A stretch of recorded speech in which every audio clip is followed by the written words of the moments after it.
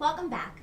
I am Collins Trott, Child Development Faculty on the Wallace Community College Dothan campus. In this episode, we are going to be learning about children's study of time, continuity, and change. In other words, history. Human beings seek to understand themselves by understanding their past. Young children are highly interested in their past. The stories of what they did yesterday appeal as nothing else does. Dewey recognized that teaching history to children is not difficult because children are naturally interested in people, their houses, their clothes, and other aspects of life to which they can relate. After reviewing all of the week's content, you should be able to explain the importance of history in early childhood education, discuss the key concepts and themes that children can explore in the study of history, and learn ways to begin to teach and introduce children to concepts of history. So join me, Miss Trott, as we learn all about children's study of time, continuity, and change. History.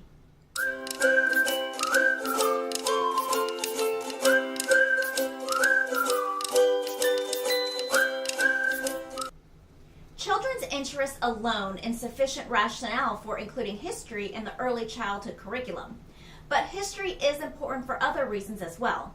Human beings seek to understand themselves by understanding their past. To be able to know the past helps us develop a historical perspective and to answer, who am I? What happened in the past? How am I connected to the past? Through history, children learn about a society's common memory, its core values, and what past events and decisions are part of our present circumstances. Without history, one cannot undertake any sensible inquiry into the political, social, or moral issues in society.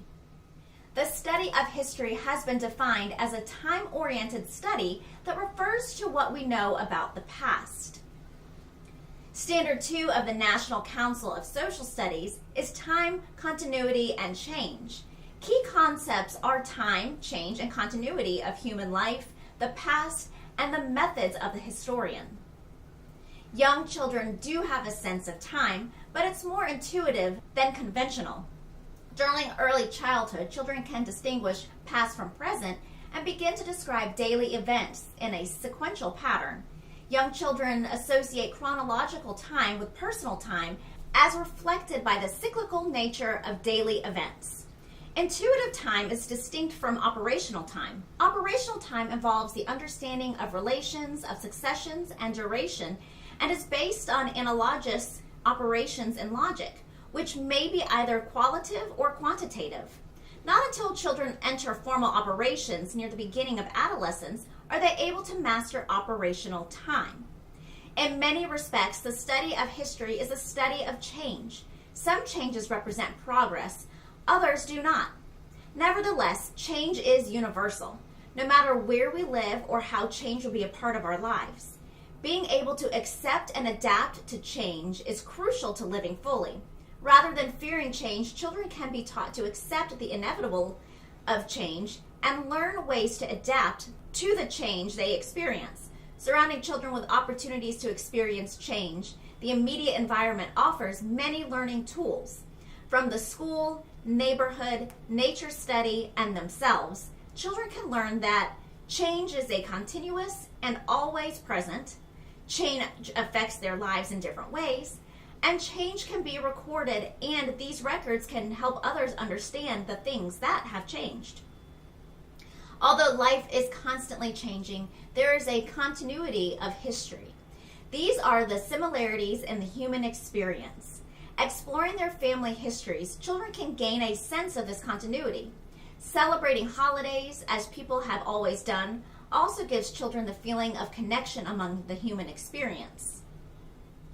Children are intensely interested in both the immediate and distant past. And although dates have little or no meaning, children as young as 5 years old are able to recognize the difference between past and present and have demonstrated the ability to order events chronologically using photographs and pictures with broad distinctions such as long ago and close to now. Helping children understand and explore the past does not mean you must teach them a true historic sense of time. In helping children gain a concept of the past, adults must shuttle back and forth with children from the present to the past as they react to the ever-present urge to understand what has gone before.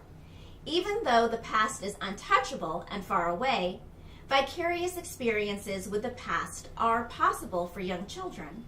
People such as parents, grandparents, the school staff, and neighbors are resources for helping children understand the past. Real objects help children understand the past and life far from them, and help them see significant relationships within their own neighborhood. Books, stories, art, music are all sources of knowledge about past ways of life. Right from the start, children can begin developing the skills of the historian. To do so, they must engage in developing inquiry skills. Children learn to question and find out about their current and more distant past. Real historical understanding requires that students engage in historical reasoning, think about cause and effect, relationships, analyze records of the past, and reach conclusions. It is important to involve children in being historians.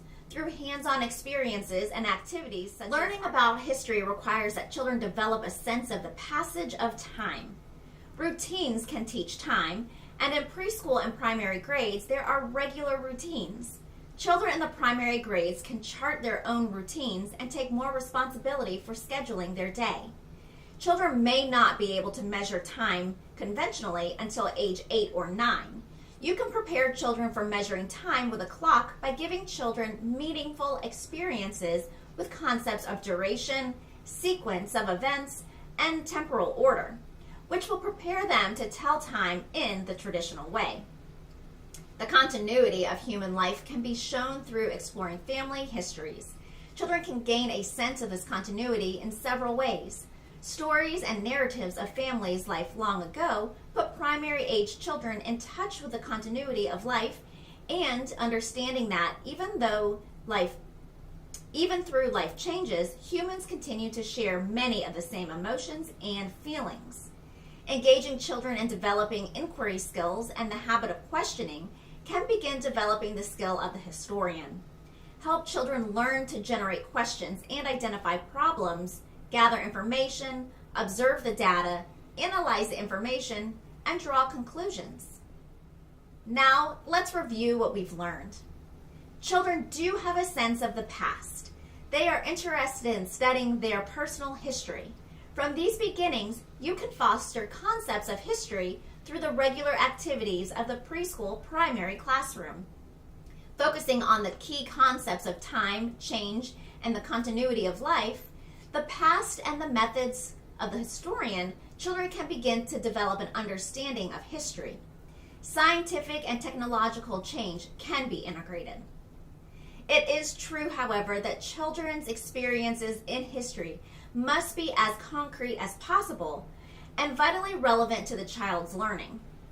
Learning about their own past experiences, the passage of time, interacting with older volunteers, studying the immediate past, what we did today, and using the methods of the historians must all be based on children's activities and experiences. That wraps us up for this episode. You can learn more about this topic by reviewing the resources posted in your course. As always, if you have any questions, please contact me or your instructor. Thanks for joining me, Miss Trott, as we learn all about children's study of time, continuity, and change, history. See you next time.